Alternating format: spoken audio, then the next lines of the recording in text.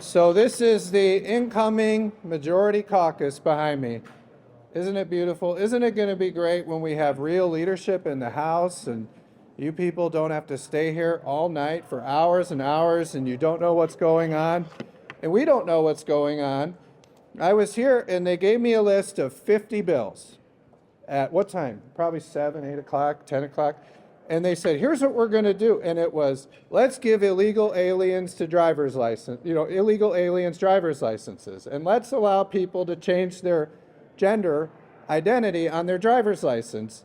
And then we're going to establish these crazy nurse ratios. And you start looking at all that, the hospitals, there aren't even enough nurses to do them. And you start looking at the list of all the things they were planning on doing. And then they come and they say, oh, never mind. We kept you here for hours until midnight or whatever it was. We're going to vote on, what was it? It was something about teaching organ donation in schools. And is that why we're all here? No, we're not. We're here, I just want to be clear, we're here for three things. All right, the Republican caucus is here for three things. I've made that perfectly clear to Speaker Tate and the governor and Leader Brinks and everybody in the state. The three things are, we're here to fix the roads, we're here to protect our restaurant workers and our restaurant industry that's been ravaged by the Whitmer administration and Democrats during the pandemic and activist courts, and our restaurant workers are about to lose their jobs because of Democrat inaction in the House, all right? And we're here to protect our small businesses and workers with the earned sick, the earned leave sick, the sick credit, or what is it called? Earned sick leave policy. All right, it has an acronym. What is it? ESTA. Who came up with that? ESTA. But that's what we're here to do. The sick leave policy, the tip credit, and the minimum wage, and fix the roads. These are the issues people care about. And I know with the sick leave policies, there's a lot of unintended consequences of an activist court rewriting the law. People that have good earned sick leave policies are going to lose those policies because of this court-forced mandate in this new legislation they forced on us. And so you're going to have a really good sick leave plan with your employer, but the government is going to say, you've got to do this other one instead. And people are, when they find out about it, are going to be furious because they're going to have less time to take vacation, and they're going to have less time, especially early in the year, to take time off to see a doctor. This is a court-forced crisis, and so we need to be up here doing the things that matter to the people of Michigan. And you see these bills they put up, the lessons the Democrats learned from the election. Let's raise the gas tax 19 cents. Let's raise vehicle registration fees. Let's charge you taxes on your water bill. And you keep going through all these things. These guys are crazy. They don't understand why they just lost the election. They lost the election because they focus on this stuff, these crazy, divisive social issues that only small amount of people care about, most of which are in their far left radical wing of their caucus and up in the gallery when they let people in. So I'm just saying, we're done. We're done with it. So my message, and this caucus's message to Speaker Tate is, put up legislation right now to keep the earned sick leave policies alive and to protect our restaurant workers, and we aren't going to come back on the floor today until that happens. Bravo. All right? Yep. And if there are bills that they put up that will help our roads, that would be a good thing too, all right? But I'm just saying, if they don't do it today, based on our schedule, because of the process, the 5-day rule, which I'll let you guys explain to the public what that is, but because of the 5-day rule in our Constitution, if they don't do it today, based on the session schedule, the sick leave policy, the minimum wage, and the roads conversations, those are all dead, all right? And so, you saw what's going on up there. I mean, we're here for hours. Remember, they said, we're here at 9 a.m. I mean, I don't even know what time it is. It's 1:11. We haven't done anything. And then the first thing they put up is some bill that all 110 of us would vote for. But I'll tell you, we've been here for days and there have been no conversations going on these issues. So my thing is just, my advice to Speaker Tate is put those bills up today, keep those conversations alive, commit to real conversations that'll help Michigan workers, that'll fix our roads and protect our small businesses and restaurants, or adjourn, just adjourn. Because there's nothing worth doing here when you look at this list of bills they're trying to do. I mean, it's absolutely crazy, the bills. So that's fine. We go home, and real leaders, these people behind me, we're ready on day one to make the tough decisions that Speaker Tate won't do today to fight for working people across Michigan and our small businesses and restaurants, and to finally do something Democrats have talked about for 6 years. Fix the damn roads. We'll just do it. I put out a plan, we'll do it. We're going to bring accountability back to state government, and we're going to get value for your tax dollars. I mean, they told me, you see this committee hearing Jim Hodsma had, the election denier, who, how many times did he lose? 3 times? He lost once, and then they retabulated, he lost again, and then the recount he lost. He lost 3 times. And so he comes up here and he has a committee hearing. He drops a binder on the desk and says, we don't have time for testimony. We're here in the middle of the night. And I don't know if they were letting people in or not, honestly. I don't know. It's hard. They don't tell us why, but half the time they don't let anybody in the room, and then other times they do. Normally when Beth LeBlanc calls him out, you notice 5 minutes later, oh, there's no threat anymore.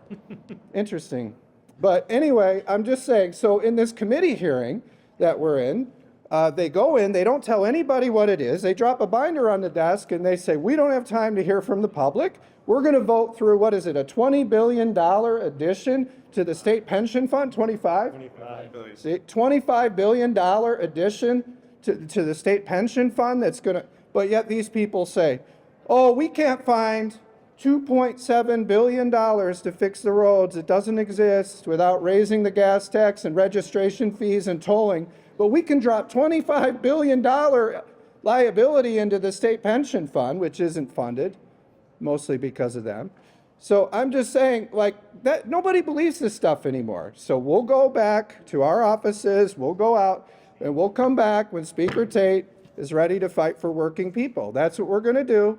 And if they don't do it, they should adjourn. We'll come back next year and we'll solve the problems people care about. Yeah. So that's my statement.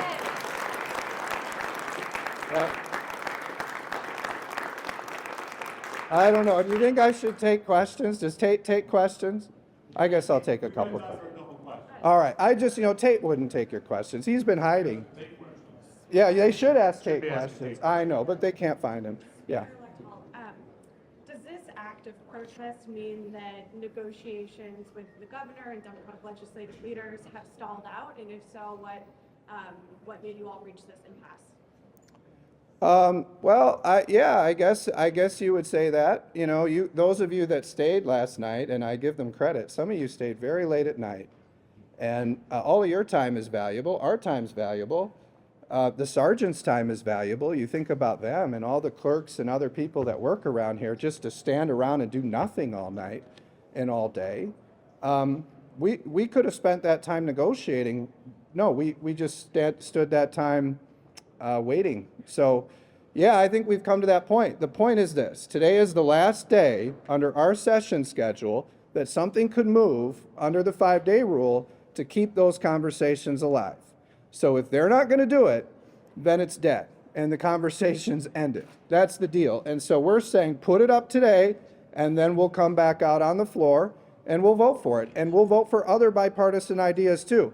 But if all they're going to do is sit up there and caucus, strategize, keep us here till 10 p.m., and then put up some bill about changing people's gender identity on their driver's licenses, we don't need to be here.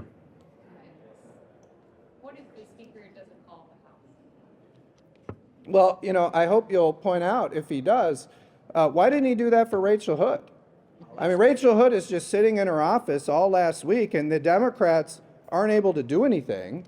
Reggie Miller wasn't here. I mean, how many days? I'm just pointing out, how many days over the last 2 years did these people not show up to work? We were all here on many of those days. When we were in majority, we never had that problem. So I'm just saying, these people don't show up to the work, and they don't call a call of the House. So they're going to call a call of the House for us to come in so they can ram through some bill to give illegal aliens driver's licenses, or to force a national popular vote on the people of Michigan, or to significantly increase the pension liability for the people of Michigan. I mean, they can do that, but then I'd be pretty mad if I were one of those Democrat members and I said, well, why didn't you have the guts to do that, to pass our radical left-wing extreme agenda? So, I mean, you did some great job reporting on some of the things that some of his members think, but I don't think they'd be happy if he brought us out on the floor that way, because he never treated any of them that way. They're the ones who wasted this whole year doing nothing, if you think about it. I mean, what did we even do? We passed a budget, they banned natural gas, and that was it. That's all we've done all year, pretty much. Do you have hope for a deal on any of these things, roads, or is it dead? Well, I'll just be clear. I mean, when I'm the speaker next year and these leaders are running, we'll get a deal. And we'll get a deal. And it's a lot easier than the politicians make it to get a deal. You look, 6 years, they couldn't come up with a roads plan. I put one out right away. And it was a very good plan. And the schools were held harmless. And they're going to do very well under the plan. But I'm just saying, yeah, we'll put a plan. We'll pass it through the House very easily on all three of these things. Roads, something Democrats have not done in 6 years. And remember, not one Democrat had the guts to actually introduce the 45-cent gas tax increase, the sick leave policies, and the minimum wage. We'll do that right away. It'll be very easily done, and then we'll have real negotiations. And the other thing we'll do is we'll keep people informed, so you guys will know what's going on, which is kind of refreshing with the secrecy around here. Are you open to a 6-month delay in the ordinance kind of changes to black regulations? Well, I'll tell you this, if we don't move vehicle bills today on issues like the sick leave and the tip credit, the minimum wage, and the roads, then it doesn't matter what I'm open to, because it's all dead because of the Democrats. It sounds like the Democrats are voting on bills right now. While you guys were in the caucus, in the first place, they voted on the sex extortion bill. Are you afraid of missing votes and how that will look on the House struggle? Yeah, I think you look at the body of work the last 2 years and the stories that were written about it and the television ads, and then you see that every single one of our incumbents returned and won by more than they did 2 years ago. What the people of Michigan care about is that their representatives are fighting for the small businesses of their districts, to fix the roads, and to improve life for workers, which would happen if we fix the sick leave policy. And It's been suggested that the Senate Majority Leader is not in favor of a change to the tip wage. I mean, even if you were to get this House, there's no guarantee that the Senate would act on it. I guess, do you want to let that know, or? Well, I would just say this, if Speaker Tate doesn't have the courage to put those bills on the board today, just to keep the conversation alive and allow us to negotiate into next week on real issues people care about, like the minimum wage, helping our restaurants, saving tips, improving the sick leave policies so they work for Michigan workers and small businesses, and fixing our roads. If he doesn't have the courage to do that, it doesn't matter when he brings things. When are you all driving home? What? Is there a certain time today when you all are planning to drive home and leave Lansing? Well, I think we'll see. I mean, let's hope that Speaker Tate puts the bills up. It'll never happen. But if he doesn't, it doesn't matter, because we're not doing anything serious here anyway. I mean, we'll just stand around for the next 8 hours, and then they'll put up some bill that, what will it do? It'll do something that nobody ever even cares about. It'll be like defining the state mouse or something. I mean, that's the kind of stuff these people are doing. Yeah, changing the flag, creating some commission that doesn't matter about, nobody cares about that stuff. And meanwhile, and then they wonder, why have we been here 6 years without our roads fixed? It's because of this stuff. So you're going to see real leadership. 59, Oh, I'm sure Speaker Tate will make a decision before then, you know? So, thanks, everybody. All right. Yeah. Yeah. Next time. Oh, you got next.